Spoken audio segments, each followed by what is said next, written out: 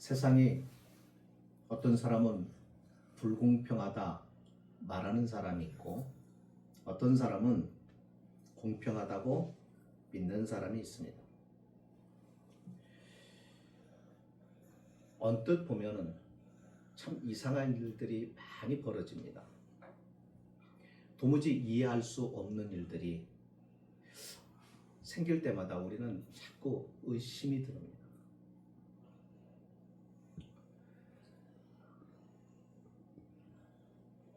사고를 당하는 사람들을 보면 이상하게 가난한 사람들이 많고 정말 가족들 여러 자녀들 가운데서 많은 자녀가 있는 가정에서 아이들을 잃어버리는 게 아니라 그 하나밖에 없는 아이, 그것도 독자, 3대 독자, 이런 아이들이 희생되기도 하고, 어떻게 보면은 이 세상이 정의로운 것 같으면서도 윤리적인 것 같으면서도 그렇지 못한 그런 일들을 우리가 많이 경험하게 되죠. 악한 자가 형통하고 평안하게 살고, 그것도 어느 순간만이 아니라 죽을 때까지 악한 일을 온통 다 해놓고 죽을 때까지 평안하게 죽는 모습을 우리는 가끔씩 보기도 합니다. 그럴 때면 사람들의 생각 속에는 그런 생각을 갖게 되죠. 이런 질문을 합니다. 신이 있다면 그럴 수 있을까? 다시 말하면 신이 없는 거 아니냐, 이런 얘기기도 하죠. 하지만 이런 생각은 안 믿는 사람만 하는 건 아닙니다. 믿는 사람들도 합니다. 하나님이 계시다면 어떻게 저럴 수가 있지?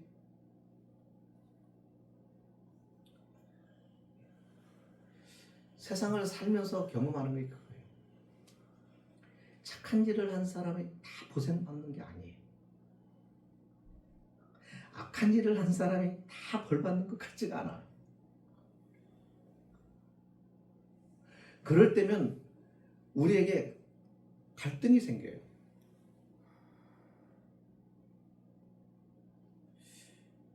하나님은 왜 가만 놔둘까? 하나님은 왜 악인들의 소행을 가만히 기다리고 계실까? 이런 질문이 우리가 살다 보면 있습니다. 그런데 우리만의 질문이 아니죠. 오늘 본문에 보면 예레미야 선지자도 그랬어요.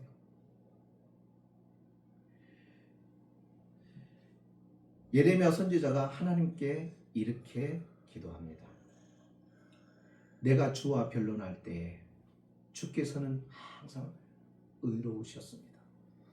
다시 말하면 주님은 모든 것이 옳으십니다. 주님의 항상 정의로우십니다.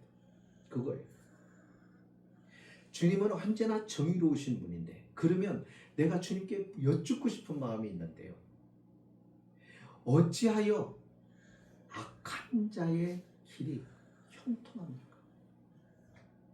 왜 하나님을 반역하는 자가 평안을 누리고 사는 겁니까?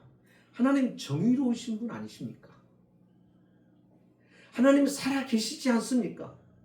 하나님 다 보고 계시지 않습니까? 그런데 어째서 이와 같은 이해할 수 없는 일들이 이 세상에는 벌어지고 있는 것입니까? 이것이 예레미야의 질문입니다. 예레미야가 이 질문하는 것은 지금 자기와 무관하게 이 세상에서 벌어지는 일을 말하는 게 아니라 자신이 직접 경험하는 거예요. 어떤 경험이냐면 이런 거예요. 지금 앞절에 이제 보면은 11장 18절 이하에 보면은 아스나도 사람들이 이 예레미야를 핍박을 합니다. 괴롭혀요. 심지어는 막 죽여버리겠다고 협박을 해요. 11장 21절에 보세요. 여호와께서 아나도 사람 어디 나오? 여호와께서 아나돗 사람들에 대하여 이같이 말씀하시되 그들이 네 생명을 빼앗으려고 찾아 이르기를 너는 여호와의 이름으로 예언하지 말라 두렵건대 우리 손에 죽을까 하노라. 너는 하나님의 이 말씀을 선포하지 말라. 우리가 그렇지 않으면 죽여버리겠다. 이렇게 아나돗 사람들이 협박을 하는 겁니다. 자, 그러면 물을 수 있잖아요, 선지자. 내가 하나님의 말씀을 전합니다. 저들을 살리려고 하나님의 말씀을 전합니다. 저들의 죄를 지적하는 것도 그들이 죄를 깨닫고 돌이켜서 하나님께로 돌아올 때 하나님이 그들을 용서하시겠지만 그렇지 않으면 심판하시겠다고 저보고 가라고 가서 말하라고 하지 않았습니까? 그래서 말을 전했는데 돌아오는 것은 뭐예요? 저주고 협박이고 그렇습니다.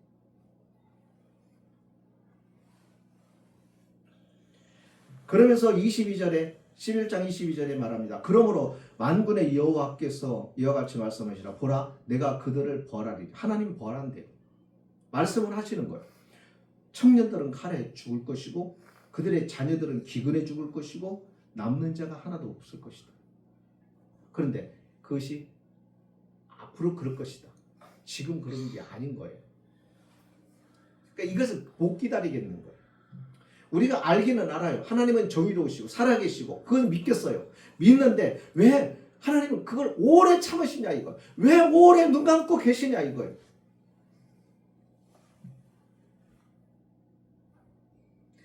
그러다 보니까는 선한 사람들이 억울한 일을 당해요.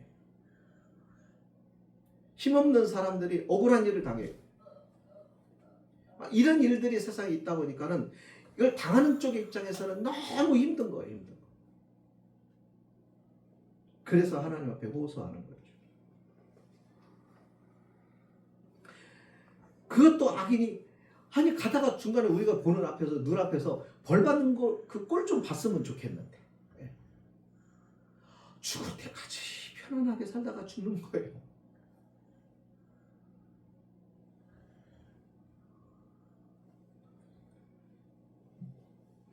예레미야가 우리와 같은 모습을 물어봐요. 2절에 보시면요, 주께서 그들을 심고 그들을 가꾸셔서 여기까지 왔지 않습니까?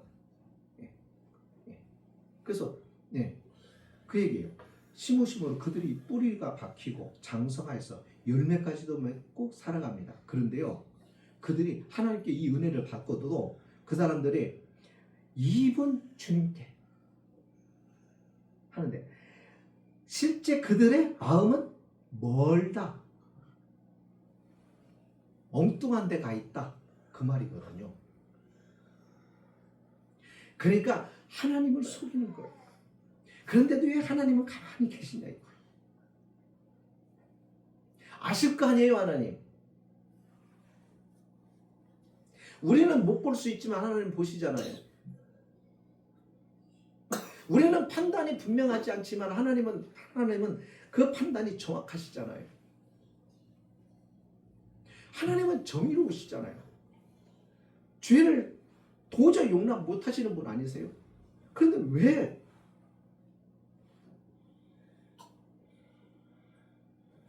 도대체 언제까지 바라보고 맡기실 거예요? 이 땅이 지금 슬퍼하고 있어요. 많은 사람들이 이 일로 인하여 울고 있어요. 힘없는 사람들이 울고 있어요. 선하게 사는 사람들이, 억울한 일을 당한 사람들이 이렇게 힘들어하고 있어요. 도대체 언제까지요? 이렇게 가다 보니까는 심지어는 하나님을 오해하는 사람들도 있어요. 하나님이 있냐? 하나님이 있다고 생각하냐? 만약에 있다면 이럴 수가 있느냐? 그렇습니다.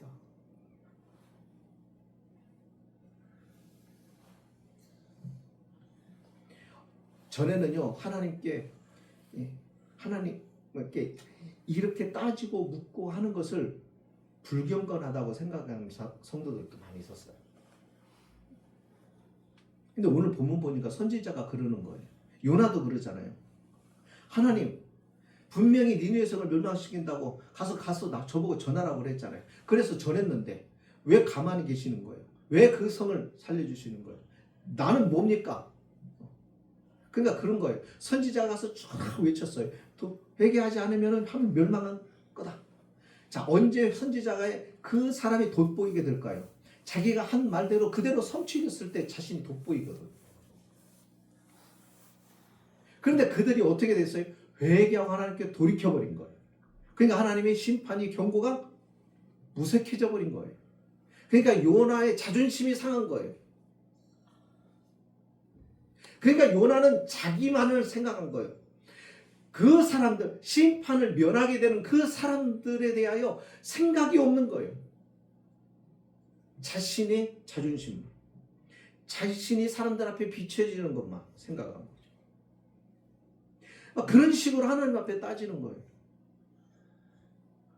그러면 하나님이 이걸 불경건하고 생각하시면 하나님 심판을 해야 되는데 그것 때문에 심판하신 적이 있다고 얘기해요? 안 해요. 그럼 우리가 믿음 생활에 있어서 정말 중요한 게 뭐냐면 그냥 고분고분하게 말을 잘 듣고 하나님 이해할 수 없어도 그냥 아멘 아멘 하고 이제 가는 그런 차원이 아니라 하나님은 뭐라고 얘기하시느냐면 이해가 되지 않고 모르겠으면 물으라 이거예요. 비판하고 비난하고 이게 아니라 하나님 없다 이렇게 말하는 게 아니라 너 하나님 있는 것은 부인하지 못하지 않냐? 네가 믿음을 가진 이상 하나님이 없다고 부인은 못하지 않느냐? 이게 믿는 사람이거든요. 세상 사람과 다르거든요. 우리는 하나님 이해할 수 없는 일이 벌어져도 분명한 것은 하나님의 계심을 믿어요. 믿는데 이해가 안 될 뿐이에요. 하나님이 계시는데도 왜 저런 현상들이 생기는지 그럴 때는 하나님께 물어라 이거예요. 따져보라 이거예요. 그것이 성도에게 허용되어 있는 거예요. 그게 기도예요. 그러니까 우리 또한 이와 같은 문제가 있을 때 이해할 수 없는 일이 있을 때 기도하면서 하나님께 물으라 이거예요.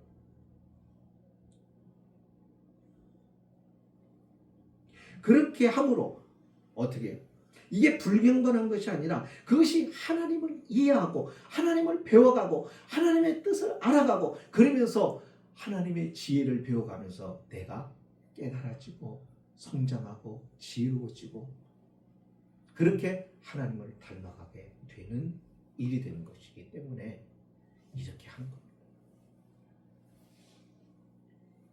우리의 신앙생활은요 아주 리얼한 거예요. 그냥 종교적인 틀에 딱 있어서 이렇게 하고 저렇게 하고 이게 아니에요. 어떤 의식이나 예식이 이거 아니에요.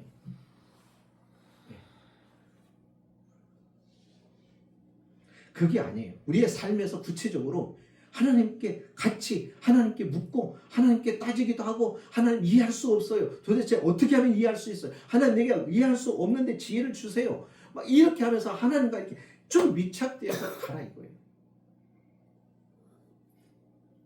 그게 스릴이 있고 그게 또 재미가 있고 거기서 하나님의 지혜를 얻고 세상 사람들이 생각하고 이해할 수 없는 일들이 이해가 되고 알아지고 깨달아지면서 그렇게 간단 말이죠. 그러니까 세상 사람과 다른 생각을 가질 수밖에 없어요. 보는 게 달라져요. 하나님의 대답입니다. 오늘 본문에서는요 뭐라고 나오냐면 하나님이 예레미야에게 뭐라고 좀 핀잔을 줘요. 5절 6절의 말씀이 그거예요. 왜요? 하나님도 답답하신 거예요. 너 선지자 아니야? 너 한두 번 이런 걸 겪는 것도 아니고 그러면서 하시는 말씀이에요. 만일 네가 보행자와 함께 달려도 피곤하면 어찌 능히 말과 경주하겠느냐? 이거예요. 내가 지금 아나도 사람에 핍박한다고 해서 이렇게 징징거리냐? 나중에 예루살렘 사람들이 전체가 너를 공격하게 될 것인데 그러면 그때는 어떻게 하려고 그러냐 너? 그 얘기예요. 이 작은 것 하나 가지고도 이렇게 내가 그런다면 더 큰 일을 만났을 때 너희가 앞으로 더 큰 일을 하게 될 터인데 그 큰 일을 감당하게 될 때는 어떻게 하려고 그러느냐? 다시 말하면 하나님께서는 그거예요. 너를 더 크고 귀하게 쓰겠다 그거예요. 너를 더 아름답고 복되게 사용할 것이다. 나는 너를 통해서 더 많은 일을 하게 될 것이다. 그런데 이것 가지고 이렇게 하면 안 되지.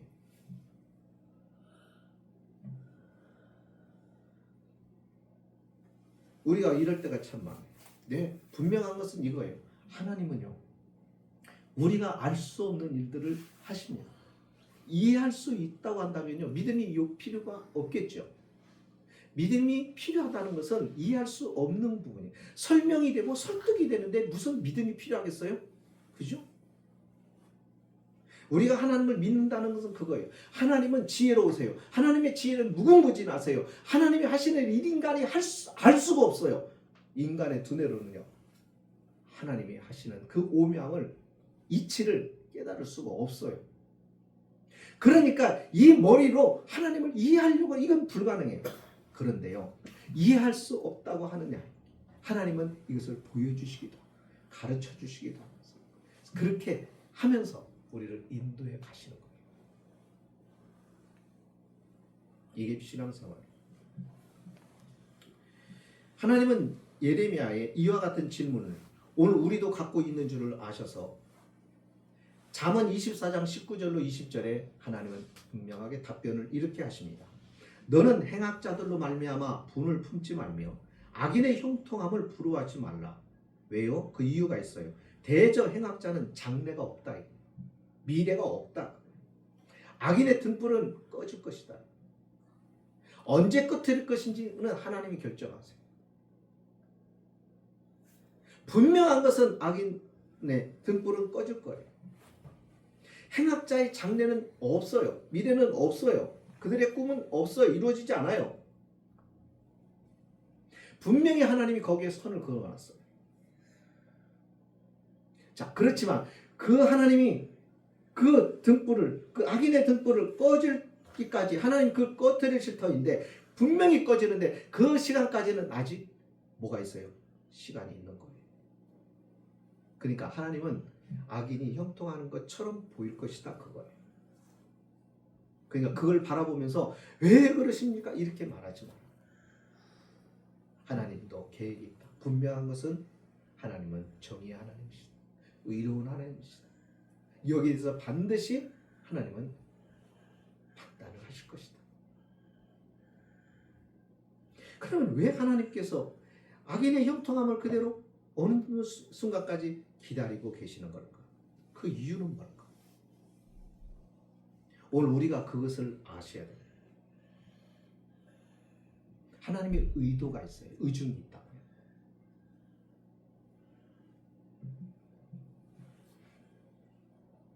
그들에게 기회를 주시는 거예요. 돌이킬 수 있는 게. 하나님은 누구에게나 기회를 주세요. 하나님은 누구에게나 기회를 주세요.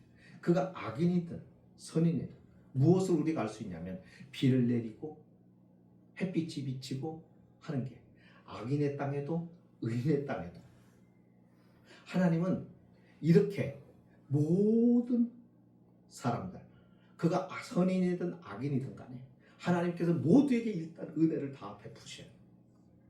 그 베푸신 은혜에 어떠한 마음과 어떠한 중심과 어떠한 태도로 반응을 하느냐를 하나님이 보시는 거예요.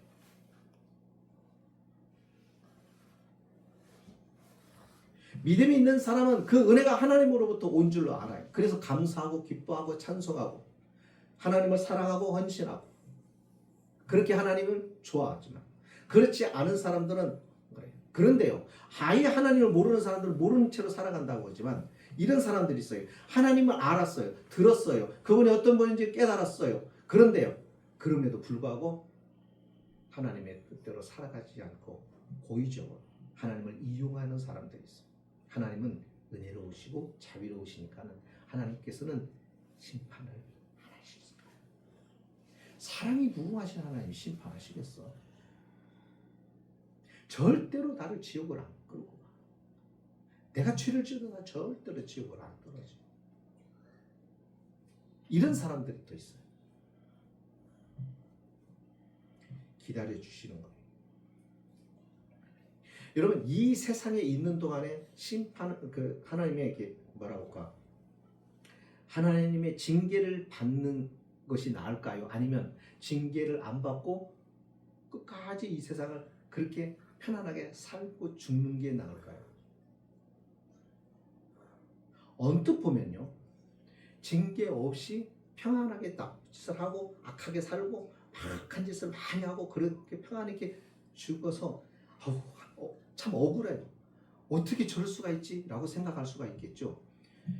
이 세상에서 징계받는 것과 죽어서 하나님 앞에 이제 심판을 받는 것과 어느 것이 더 무서운 심판이 될까요? 그걸 보라는 거예요. 살아있는 동안에, 이 세상에 하나님께서 살아있는 동안에 받는 심판은 그나마 견딜 수 있는 심판이에요.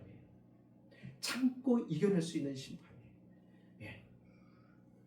그 심판에는 기회가 주어져요. 동시에 그 징계를 받고 그 징계를 통해서 생각하고 고민하고 그래서 돌이킬 수 있는 기회가 함께 주어지지만 그 징계가 없이 끝까지 가서 죽음에 떨어지면 그 다음에는 돌이킬 수 있는 기회가 없음과 동시에 영원한 저주와 덕으로 그동안 지었던 모든 죄를 다 뒤집어 쓰고 심판을 받아야 되는 거예요.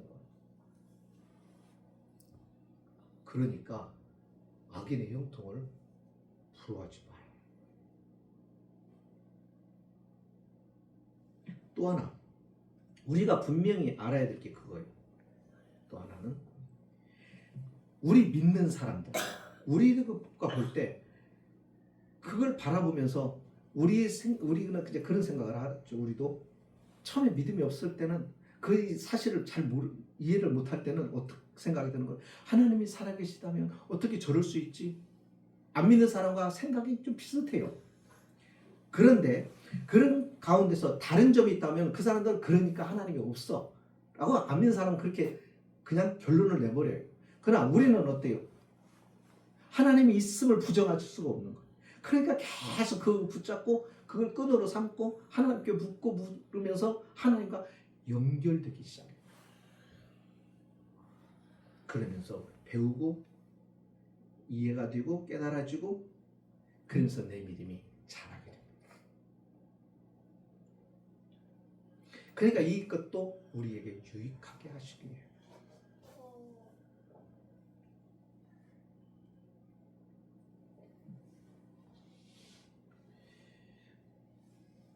그러니까 오늘 우리는 어떻게 살아야 될까요? 있는 성도들.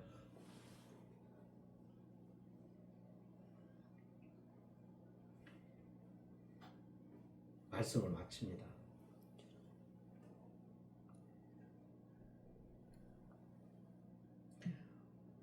아까 조금 전에 읽었죠. 5절 6절 하나님이 예레미야에게 하신 말씀이죠. 네가 보행자와 함께 달려도 피곤하면 어찌 등이 말과 경주하겠느냐. 네가 평안한 땅에서는 무사려니와 요단 강물이 넘칠 때는 어찌하겠느냐. 그러니까 지금은 이렇게 괜찮은데 나중에 더 큰 일이 생기고 더 큰 일을 감당해야 되는 일이 생기고 너 그때는 어떻게 할 거냐. 6절에 내 형제와 아버지의 집이라도, 그러니까 가족과 심지어는 친척들이라도 너를 속이고, 이 말은 무슨 얘기예요? 너를 공격할 것이다. 예수님께서 그런 얘기죠. 선지자들이 고향에서 환대를 받지 못한다. 안다 이거예요. 예수님이 고향이 나사렛에서 갔을 때 사람들이 예수님이 이적과 기사를 예수님 거기서 행하지 않으세요. 거기서는 병 고치는 것도 잘 안 하세요. 왜요? 믿으려 하지 않아요. 안다 이거예요. 예수가 누군지 안다 이거예요. 인정하지 않는 거예요. 우습게 보는 거예요. 그런 일들이 계속 있을 것이다.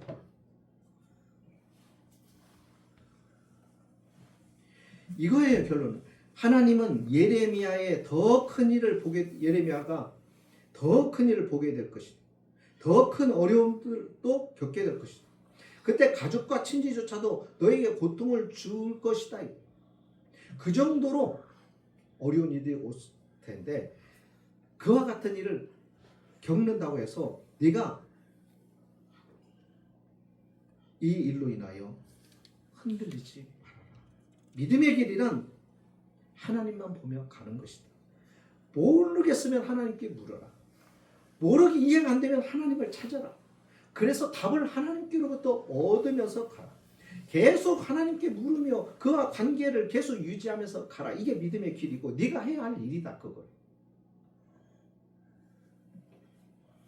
그러다 보면은 하나님께서요 알게 하세요. 그러면서 배우는 거예요. 어떤 사람은 고통이 싫은 거라고 생각해요. 고통은 없었으면 좋겠다고 생각하는 사람들도 많아요. 왜요? 아프니까. 근데 고통은 느끼는 거예요. 고통이 있으면서 내가 아프구나 인식을 해요. 고통을 받으면서 이 문제를 어떻게 해결하지? 방법을 찾기 시작해요. 고통을 겪다 보면 이것이 내가 도저히 감당할 수 없는 고통이라고 한다면, 인간의 해결할 수 없는 고통이라고 한다면, 인간의 힘으로 불가능한 고통이라고 한다면 어디를 바라보기 시작합니까? 천국을 바라보기 시작합니다. 그러니까 고통이 나쁜 것만은 아닌 거예요. 새로운 방향으로 우리를 인도하는 또 다른 축복이라는 거예요. 이것을 이해하는, 이것을 받아들일 수 있고 이것을 아는 사람들은 하나님을 믿는 사람만이 그게 가능한 거예요. 그 복이 저와 여러분들에게 주어졌다는 것입니다. 그러므로 오늘 우리가 세상을 살면서 이해할 수 없는 일들이 많아요. 근데 왜 하나님은 가만히 계실까? 가만히 계시는 게 아니에요. 바라보고 계세요. 그리고 하나님은 그 일을 반드시 심판하실 거예요. 다행인 것은 이 세상에 있는 동안에 그 하나님이 징계를 하시면 그 징계를 통해서 깨닫고 돌이킬 수 있는 기회가 주어지지만, 그 악인으로 살아가면서 그 악인이 계속 형통함을 가지고 가면 결국은 그는 돌이킬 수 없는, 하나님이 완전히 유기시켜버린 자, 하나님이 버린 자라는 것을 우리에게 보여주는 겁니다. 그러니까 저와 여러분이 잘못하면 어떻게 일이 생기죠? 어려운 일이 생겨요. 하나님이 와서 징계하세요. 그게 뭐예요? 돌이킬 수 있는 이 세상에서 돌이킬 수 있는 기회를 주시려고 하나님의 은혜예요. 그래서 우리는 돌아서요. 힘든 일 있을 때 주님을 찾아요. 병들면 주님을 찾아요. 가다가 길이 막히면 주님을 찾아요. 믿음이 있기 때문이에요. 하나님 그렇게 우리를 또한 세우세요. 그렇게 해서 우리를 연단시키셔요. 그리고 우리를 강하게 하세요. 그렇게 믿음이 자라는 거예요. 그러나 악인의 영통은 끝까지 가다가 결국은 돌이킬 수 없고, 그러니까 악인이 형통한다고 부러워할 것도 없고, 왜 하나님이 가만히 있지? 이렇게 얘기하실 필요도 없어요. 분명히 하나님은 그 일에 심판하신다고 명확하게 말씀을 통해서 하셨어요. 언제 어떻게 하나님이 하실지 그분이 하실 거예요. 그러니까 우리가 그 일에 대하여 우리가 오히려 혈기를 내고 그 일에 대하여 우리가 더 발벗고 나서고 우리가 하는 것이 아니라 하나님이 하시기를 믿음으로 기도하며 그때를 기다리는 게 성도의 모습입니다. 그것이 저와 여러분들이 해야 할 일이죠. 그래서 우리는 기도를 멈추면 안 됩니다. 이것이 저와 여러분이 오늘 우리가 살고 있는 이 세상을 살아가는 성도의 삶의 모습입니다. 기도하시겠습니다. 자비하신 하나님 감사합니다.